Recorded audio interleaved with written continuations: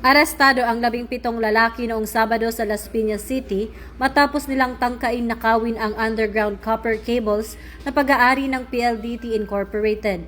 Ayon sa mga otoridad, naalerto ang pulisya bandang alas 3 ng madaling araw matapos mapansin ng security personnel ng PLDT ang mga suspect na naglo-load ng cable lines na nagkakahalaga ng 556,929 pesos sa isang van sa barangay Talon 1.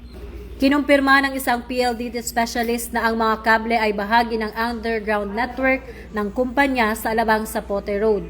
Nahuli rin mula sa mga suspect ang isang yellow bolt cutter at 3 improvised steel hooks.